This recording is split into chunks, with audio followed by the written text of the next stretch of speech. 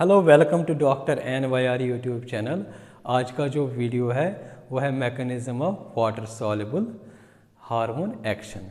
मतलब जो water soluble hormones जो होते हैं वो कैसे काम करते हैं हमारे सेल में, या हम बोल सकते हैं हमारे बॉडी में, उसके बारे में हम पढ़ेंगे। Please take a screenshot.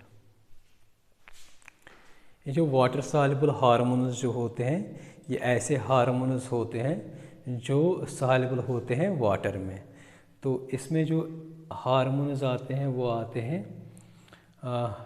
Amine hormones, protein and peptide hormones. तो ये क्या होते हैं?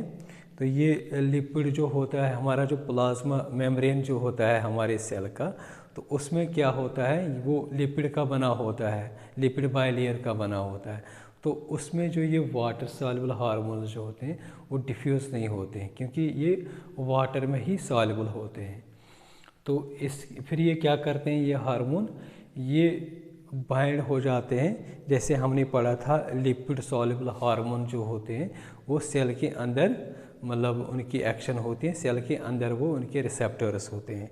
लेकिन यहाँ पे जो वाटर सॉल्युबल जो होते हैं ये मतलब जो सरफेसेस होते हैं प्लाज्मा मेम्ब्रेन में, वहाँ पे ये मतलब अटैच हो जाते हैं सेल के। उसके बाद क्या करते हैं, मतलब ये जो सरफेसेस होते हैं टारगेट सेल के सरफेस, वहाँ पे वाटर सॉल्युबल हार्मोन के रिसेप्टर्स प्रेजेंट होते हैं। तो फिर वो वहाँ पे अटैच हो जाते हैं रिसेप्टर्स के पास। तो फिर वहाँ से फर्स्ट मैसेंजर्स जो होते हैं प्लाज्मा मेम्ब्रेन वो एक्ट करते हैं हार्मोन्स, वाटर सॉल्युबल हार्मोन्स जो होते हैं वो फर्स्ट मैसेंजर एक्ट करते हैं। ये जो फर्स्ट मैसेंजर जो हार्मोन्स जो होते हैं फिर ये एक्टिवेट करते हैं सेकेंडरी मैसेंजर को। मतलब जो सेल में सेकेंडरी मैसेंजर्स जो होते हैं वो अभी हम देखेंगे, तो वो फिर उसको एक्टिवेट करते हैं। मतलब हार्मोन जो होता है पहले वो फर्स्ट मैसेंजर बनता है, जब वो फर्स्ट मैसेंजर बनता है फिर वो एक्टिवेट करता है सेकंड मैसेंजर को, तो फिर वो आगे टारगेट सेल में मैसेज पहुंचाता है। यहाँ पे मैंने दिखाया एक फ्लो चार्ट में, सबसे पहले जो होता है वाटर सॉल्युबल हार्मोन, ये निकलते हैं सेल से, जिस सेल से निकलते हैं उनको बोलते हैं सेक्रेटरी सेल। तो उसके बाद ये ब्लड में आ जाता है, ब्लड के बाद ये आ जाता है इंटरस्टिशियल फ्लूइड में, जो फ्लूइड टिश्यूज़ में प्रेजेंट होता है उनमें आ जाता है। तो दूसरे स्टेप में क्या होता है, जो टारगेट सेल होता है, टारगेट सेल की सरफेस पे ये अटैच होते हैं, क्योंकि वहीं पे सरफेस पे ही इसके रिसेप्टर्स प्रेजेंट होते हैं, जो सेल का प्लाज्मा मेम्ब्रेन, हम भी सेल के प्लाज्मा मेम्ब्रेन में ये अटैच हो जाते हैं। नेक्स्ट स्टेप क्या होता है, ये क्या करते हैं, जो जी प्रोटीन्स होते हैं, जो प्लाज्मा मेम्ब्रेन जो होता है वहाँ पे प्रोटीन प्रेजेंट होते हैं जिनको बोलते हैं गवानोसिन प्रोटीन, ये वहाँ पे प्रेजेंट होते हैं, उनको ये एक्टिवेट करते हैं। फिर जब ये जी प्रोटीन्स एक्टिवेट हो जाते हैं तो ये क्या करते हैं, जी प्रोटीन्स ये एक्टिवेट करते हैं एडेनिल साइक्लेज, ये भी प्रेजेंट होते हैं प्लाज्मा मेम्ब्रेन में। क्योंकि ये क्या होता है, वाटर सॉल्युबल हार्मोन जो होता है ये लिपिड में डिसॉल्व नहीं होता है, तो ये क्या करता है, इसको बाइलेयर, जो लिपिड बाइलेयर जो होता है इसको पास होना है वहाँ से। तो वाटर सॉल्युबल तो लिपिड में सॉल्युबल नहीं होता है, तो ये क्या करता है, कुछ प्रोटीन्स होते हैं, इन प्रोटीन्स की हेल्प से ये हमारे सेल में एंटर हो जाता है। जब ये एक्टिवेट हो जाता है एडेनिल साइक्लेज, ये क्या करता है, ये कन्वर्ट करता है जो ATP होता है, ATP मॉलिक्यूल को ये कन्वर्ट करता है साइक्लिक एडेनिन मोनोफॉस्फेट, या हम इसको बोलेंगे CAMP। यही होता है सेकेंडरी मैसेंजर। यहाँ पे हार्मोन आया है, वो फर्स्ट मैसेंजर हो गया, इस फ्लूइड में आ गया, तो ये फर्स्ट मैसेंजर होता है। तो फिर ये जो इन प्रोटीन्स की वजह से जो होता है ये बन जाता है CAMP, साइक्लिक एडेनोसिन मोनोफॉस्फेट। तो ये साइक्लिक एडेनिन मोनोफॉस्फेट जो होता है यही फिर मैसेज पहुंचाता है या सिग्नल पहुंचाता है टारगेट सेल तक। इसके बाद होता है ये जो CAMP जो होता है ये एक्टिवेट करता है काइनेज प्रोटीन को, ये भी प्लाज्मा मेम्ब्रेन में प्रेजेंट होते हैं। फिर ये काइनेज क्यों एक्टिवेट करता है, क्योंकि ये जो काइनेज प्रोटीन होते हैं ये इन्हीं का काम होता है, जो हमारे सेल में जो सेलुलर प्रोटीन्स होते हैं उनको फॉस्फोरिलेट करते हैं ये प्रोटीन काइनेज।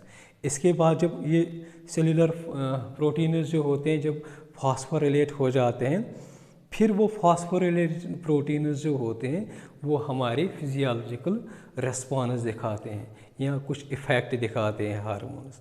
मतलब लास्ट में जो होता है ये फॉस्फोरिलेटेड प्रोटीन्स जो होता है वही फिर इस हार्मोन की रिस्पॉन्स दिखाते हैं। इस तरीके से मैंने यहाँ पे दिखाया। ये मान लो आप ये ब्लड कैपिलरी है, तो ब्लड कैपिलरी से एक हार्मोन निकल जाएगा, ये टारगेट सेल है। टारगेट सेल में जो वाटर सॉल्युबल के हार्मोन रिसेप्टर्स होते हैं वो सरफेस पे होते हैं। ये हार्मोन आ गया तो ये जो हार्मोन है ये इस रिसेप्टर में अटैच हो जाएगा। मान लीजिए ये प्लाज्मा मेम्ब्रेन है। अब प्लाज्मा मेम्ब्रेन कंपोज्ड होता है फैट का या हम बोलेंगे लिपिड का, तो उसमें जो ये वाटर सॉल्युबल हार्मोन जो होता है ये डिफ्यूज़ नहीं हो जाएगा अंदर। इसलिए जो प्लाज्मा मेम्ब्रेन में कुछ प्रोटीन्स होते हैं जिनको बोलते हैं transmembrane proteins. For example ये जी प्रोटीन्स हो गया या CAMP साइक्लिक एडेनिन मोनोफॉस्फेट, तो यही इसको हेल्प करते हैं फिर आगे एक्टिवेशन में हेल्प करते हैं। तो ये जो प्लाज्मा मेम्ब्रेन जो होता है, प्लाज्मा मेम्ब्रेन आप मान लीजिए ये एक्स्ट्रा सेल्यूलर साइड है, ये वाला बाहर का साइड है, ये इंट्रासेल्यूलर सरफेस है। तो यहाँ पे जो होते हैं रिसेप्टर्स होते हैं, यहाँ पे इस सरफेस पे इस प्लाज्मा मेम्ब्रेन में इस हार्मोन के रिसेप्टर्स होते हैं, वाटर सॉल्युबल रिसेप्टर्स। तो यहीं पे ये अटैच हो जाता है। इस रिसेप्टर के नीचे होता है प्रेजेंट जी प्रोटीन जो हेल्प करता है इसको सेल के अंदर लाने में, और दूसरा होता है एडेनिल साइक्लेज। तो ये हमने देखा है ये कैसे एक्टिवेट होते हैं, फिर इनकी मदद से ये जो हार्मोन है ये सेल के अंदर आ जाता है। फिर जो साइक्लिक एडेनिन मोनोफॉस्फेट बनता है, ये सेकेंडरी मैसेंजर बनता है। ये क्या करता है, प्रोटीन काइनेज को एक्टिवेट करता है। फिर ये प्रोटीन काइनेज क्या होता है, यही फॉस्फोरिलेशन करता है सेलुलर प्रोटीन्स को। जब सेलुलर प्रोटीन्स फॉस्फोरिलेटेड हो जाएंगे वो हमारी जो टारगेट सेल जो होती हैं उसमें डिफरेंट फिजियोलॉजिकल इफ़ेक्ट्स दिखाएंगे। मतलब वो फिजियोलॉजिकल इफ़ेक्ट्स इसी हार्मोन की वजह से आ जाते हैं। अब यहाँ पे देखेंगे ये जो सेकेंडरी मैसेंजर्स जो होते हैं ये क्या होते हैं। इनको पहले डिस्कवर किया है एरल विल्बर सुदरलैंड ने। तो ये क्या होते हैं, ये सेकेंडरी मैसेंजर्स क्या होते हैं, ये क्या काम करते हैं, ये जैसे हमने वहाँ पे देखा है ये सिग्नल को ट्रांसमिट करते हैं from receptor to target cell. मतलब जो इस रिसेप्टर से यहाँ पे जो होते हैं टारगेट सेल के अंदर ये हेल्प करते हैं सिग्नल मॉलिक्यूल को ट्रांसपोर्ट करने में। इसमें कुछ एग्जांपल्स देखेंगे सेकेंडरी मैसेंजर के। सबसे पहले देखेंगे कैल्शियम आयन, कैल्शियम डाइपॉजिटिव या गाओनोसिन मोनोफॉस्फेट CGMP इसको शॉर्ट में बोलते हैं। या एक और सेकेंडरी मैसेंजर होता है जिसका नाम है आयनोसिटॉल ट्राइफॉस्फेट IB3। एक और होता है डाइएसाइल ग्लिसरॉल DAG। तो ये इस तरीके से हम इस वाटर सॉल्युबल के हार्मोन्स जो होते हैं इनकी एक्शन जो होते हैं इनका मैकेनिज्म हमने कंक्लूड किया है। अगर आप लोगों को ये हमारा वीडियो अच्छा लगा होगा तो प्लीज़ हमारे चैनल को सब्सक्राइब कर दीजिएगा, वीडियो को लाइक एंड शेयर कर दीजिएगा। Thank you very much.